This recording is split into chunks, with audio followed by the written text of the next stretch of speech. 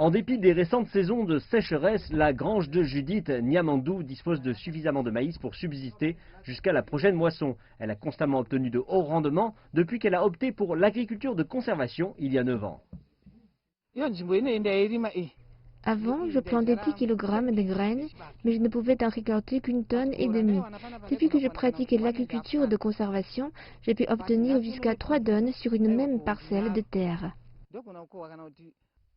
L'utilisation de la paille de maïs sec pour couvrir ces champs contribue à maintenir l'humidité, à réduire les pertes et à fournir une couverture contre la lumière directe du soleil.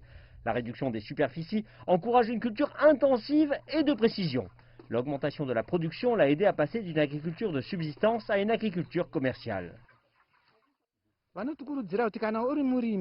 J'ai été encouragée à m'étendre au secteur de l'élevage pour y intégrer mon agriculture. J'ai donc moulu les excédents de céréales pour en faire du fourrage.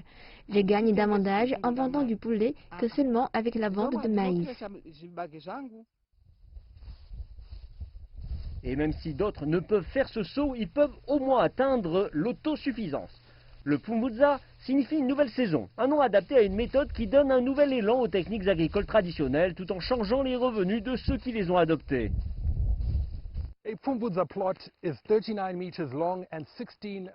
champ de Pfumvudza mesure 39 mètres de long et 16 mètres de large, suffisamment grand pour y intégrer 52 rangs de maïs, chacun produisant 17 kg de céréales, suffisamment pour nourrir une famille de 6 membres.